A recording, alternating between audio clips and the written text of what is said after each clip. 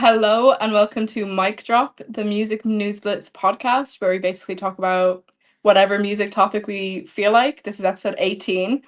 And today we're going to start with Will, who's going to talk about Lily Allen sort of defending herself on Twitter and whether, artists are allowed to do that. Yeah, so I just saw like a tweet pop up, and it was kind of this person criticizing Lily Allen at the O2, saying that there was no support act. She was on stage at 9:10, and it was wrapped up by 10 p.m. and kind of criticized her for not saying a word to the audience, which was kind of what split people that I saw online was her use of like not breaking the fourth wall. But she replied to that tweet directly, saying that she always advertised it as the Lily Allen performs West End Girl. She kind of defended saying it was longer than an hour because the album is longer than an hour. She said that she was late because of a wardrobe issue, and then she defended her choice of not interacting with the audience, saying it was an artistic choice not to interact with the audience. Fourth wall helps with storytelling. Most find it effective. And Katie, you saw Lily Allen the other week, and I kind of just first off, I want to get your perspective of what the person originally said and Lily Allen kind of replying to that. I mean, I loved the performance. I loved how she did it.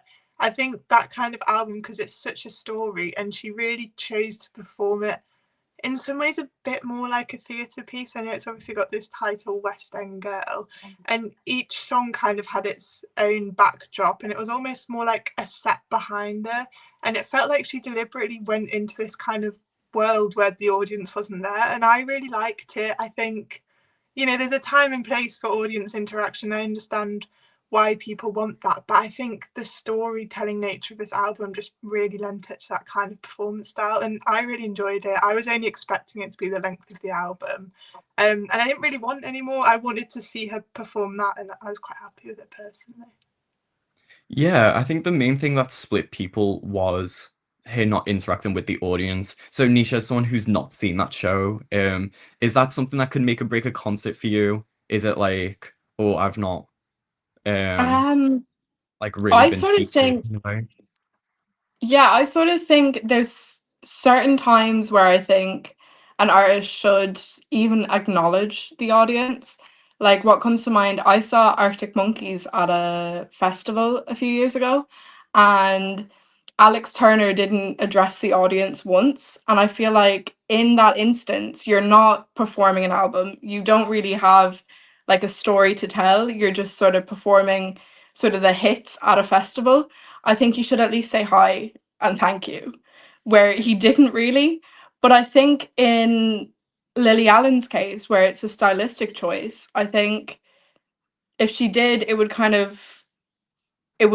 break up the story which she was trying to tell. So I think her making that choice, I think she's completely allowed to, and I think it clearly works because it worked for you, Katie, and probably worked for a lot of big Lily Allen fans, and it just seems like people aren't really seeing her vision properly.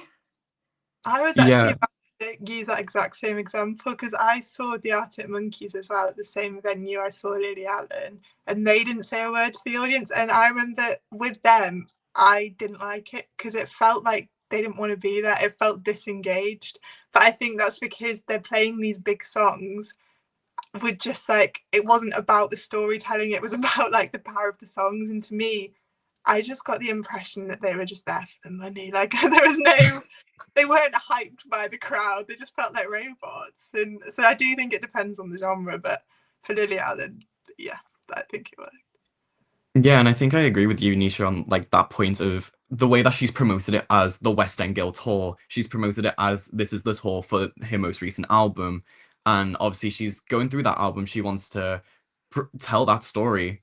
So I think it does make sense for her to not engage. But it's just something that I've seen kind of divide people online. But yeah, I think she's not in the wrong.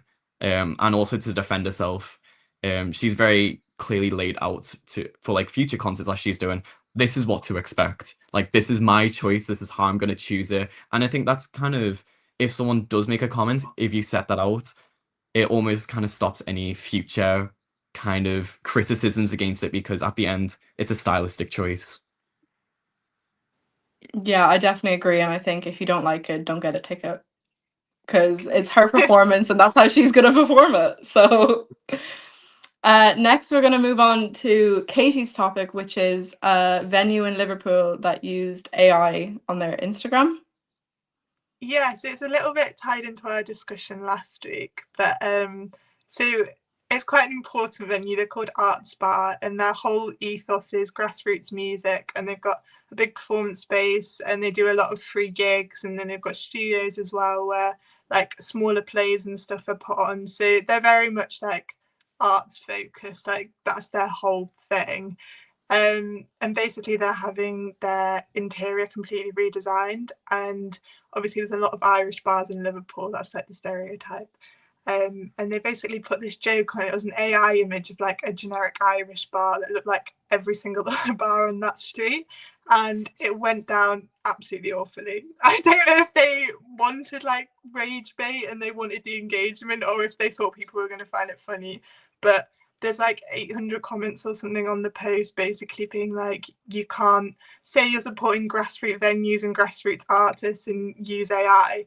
And basically a lot of people were just saying there's no space for AI in the creative industries. Just like completely one statement, like no option for debate on that. And I just kind of wondered what you two thought, because I really see both sides, and I'm not a big AI supporter, but it's one of those things where technology's always been a bit of a grey area in music, and sometimes I kind of struggle to come up with a definitive answer on it. Yeah, I think it is. I mean, because they're not using it for the sake of art. So they're using it to show off the upcoming, like the a joke on the renovation, saying it's going to turn Yeah. into this Irish bar. So they've Okay, actually hired a designer to do it, and they'd like introduced her previously on their yeah. Instagram. So they're not actually using AI to redesign it. They just have I no don't agenda. I understand it because obviously they're supporting grassroots music, why there's outrage, but also I don't think it's that serious. They've done it as a joke because it's like venues nearby. Obviously, if they've already previously introduced who's redesigning the entire interior, I just don't think it's that big of an issue. I don't, because it's not like the AI is being directly used for the music or for like how they're running like the arts bar. So I don't know. I'm not really seeing the issue, because at the end of the day, it's just a joke. But I understand that within the creative industry, AI is becoming more and more of a threat. I suppose that them using it as a joke can kind of come across as, are they supporting it? But because like a lot of people are like anti AI use completely, like don't even as a joke. So I think it's kind of, I can see both sides as well, that like it's almost to show the absurdity, and that is kind of the joke in a way, would be the absurdity of using AI. And I do like, I see AI as a massive threat to creative industries, and I think particularly because it's so hard to make a living as a musician in any sense now, as a performer, as a composer. I understand why people are worried, because it's just going to cut down the market more and more. But in some ways it's kind of always been like this, like every advancement in technology has affected the arts industry in that way, just in terms of like electronic music for like films and everything like that, or even the fact that you can use MuseScore to create string sounds, like it's putting all these musicians out of work, and it has been for years. So it almost seemed, I'm not saying it's a good thing, but it seems to be something that's been happening for years, and this is like the next step in it in a way. Yeah, and I guess some people are worried because even though they are using it in this joke sense, is that they might be like, oh, wait, the use of AI could be pretty good, and they'll start using it more and more and more. So it's kind of like that first step, and people are trying to Mm-hmm. cut them off now, because after that one-time use, it becomes more appealing to use it over and over and over again. Okay, and lastly, I am going to talk about subgenres and sort of how many there are nowadays and whether that's a good thing or a bad thing. Um, so I was sort of looking at it from a hyperpop perspective, because hyperpop is a really new genre and it's a subgenre in itself.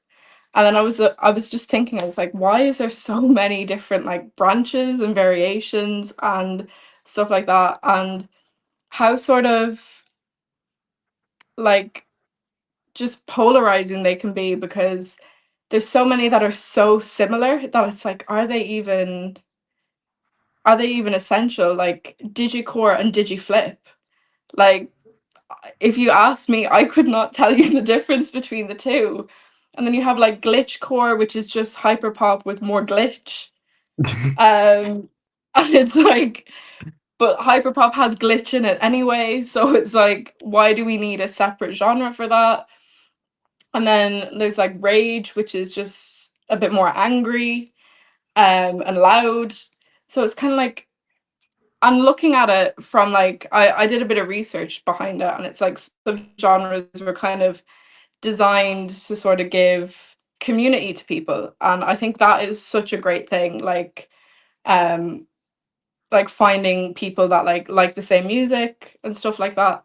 But I think it's gotten to a point where it's like, you cannot have all these individual little communities, because there's like, they're just so niche and almost indistinguishable. Like if you walked into a room and asked and was like, this is the digicore convention, and then you walked into the other room and it was the digiflip convention, everyone would be walking back and forth, because everyone listens to the same thing. Like it's the same community.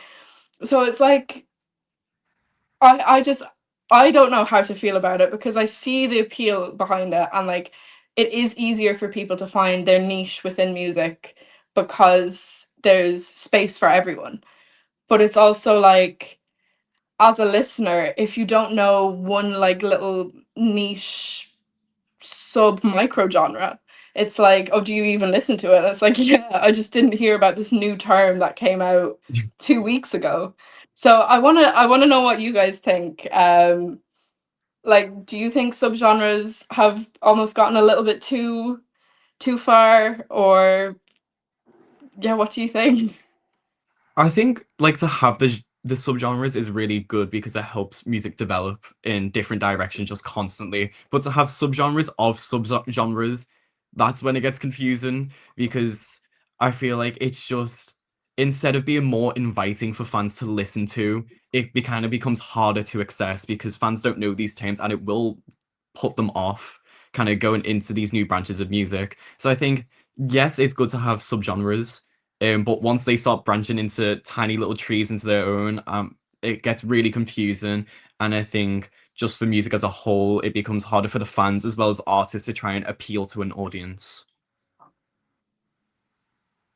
I think I it definitely agree. Oh, Katie, you go. I think it becomes really hard to define them when you start making them so small as well. I think the characteristics you use probably have a lot more crossover at that point.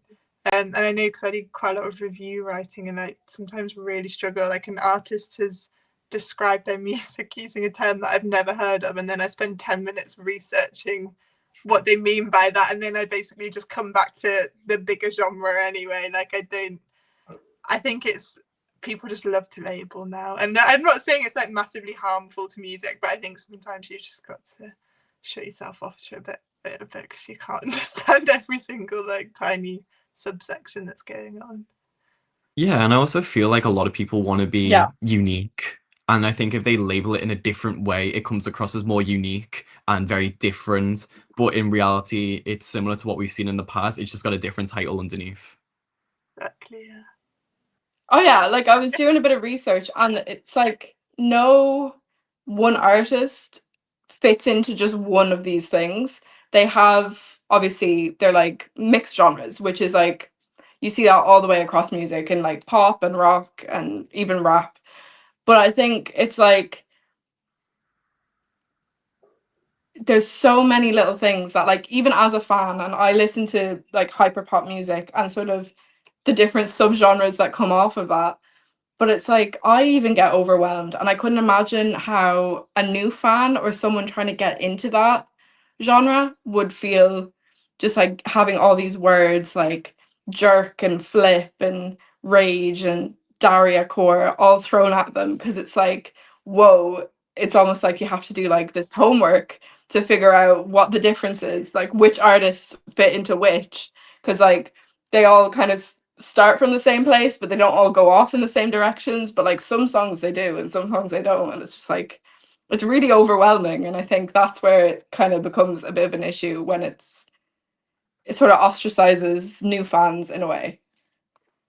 Yeah, I get that, and I just think no artist should be completely stuck to one genre as well. Like, just because you're doing hyperpop doesn't mean you can't have an angrier song in hyperpop one day. Like, you can be into that general umbrella term and explore different avenues of it, and I think that's when the best music comes anyway. So you don't want to be just stuck to these tiny set of rules going on. Okay, and I think that is a great place to end it. Make sure to check out our website, Music News Blitz, because we have loads of articles about all different things in music. And thank you so much for joining us. Bye. Later. Bye.